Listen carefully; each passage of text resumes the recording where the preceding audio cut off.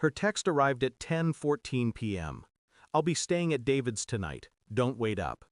No hesitation, no attempt at camouflage, just a blank admission of where she belonged.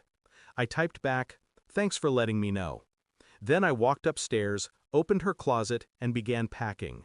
Every dress, every blouse, every skirt she had ever paraded through our home.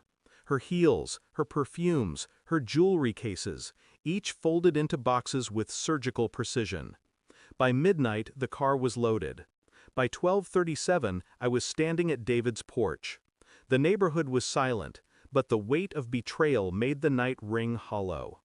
I stacked the boxes at his door, one by one, neat and deliberate. Then I rang the bell and left. At 3:03 a.m., my phone lit up with her number. I let it ring until it died. This wasn't sudden. It had been creeping for months. The late nights disguised as overtime. The perfume lingering long after she returned. The careful way she angled her phone away from my line of sight. I told myself I was imagining it, that suspicion was rot and marriage required faith. But faith doesn't explain whispers at midnight. Faith doesn't explain laughter softened to secrecy when she thought I was asleep.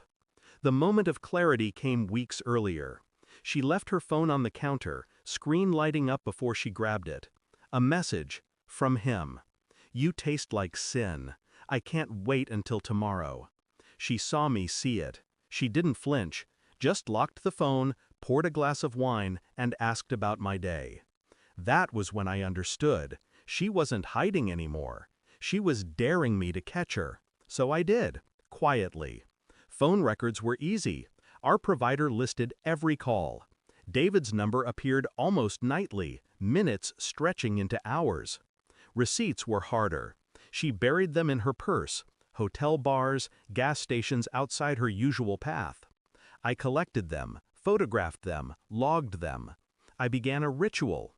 Every time she left for work, I tracked her location. Small, careful steps.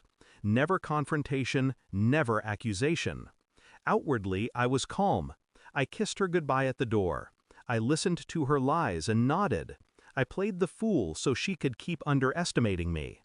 Inside, I built a case. Not for court, not for friends or family. For myself. I wanted the truth stripped bare, undeniable, inescapable.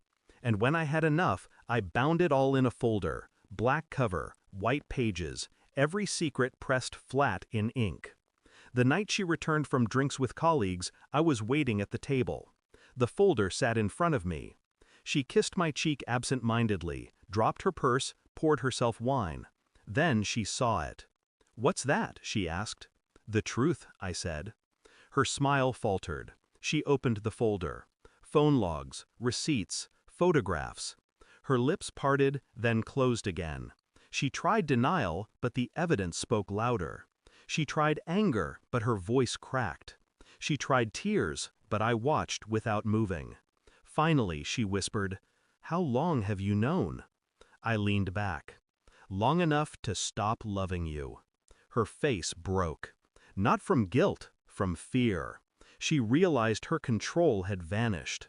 I didn't shout, I didn't accuse. I drove her back to David's house before dawn. Her wardrobe already waiting on his porch. She begged in the passenger seat. Please, promises, bargaining. The frantic voice of someone drowning. I drove in silence. When we pulled up, David was already on the porch, robe tied, eyes bloodshot. He had seen the boxes earlier. Now he saw her, pale and shaking. I handed him the folder. "This belongs with her," I said. Her eyes widened, horror spreading. You planned this?" "Of course." I turned, walked back to my car, and left her there, caught between the man she ruined me for and the ruin she had become. The house was mine again. It felt different, not hollow, clean. I brewed coffee, sat at the table, and listened to silence. For the first time in years, silence didn't feel hostile. It felt earned. Her calls came all afternoon. Voicemails layered with tears, anger, desperate apologies. I deleted each one without listening fully. because she still believed her words mattered, that she could claw her way back into relevance. But relevance is given, and I had taken it away. The cruelest revenge isn't rage, it isn't exposure, it isn't destruction, it's indifference. And she no longer existed to me. Thanks for watching. Don't forget to like, share, and comment. Subscribe now to Cheating Stories Insight World for more amazing stories.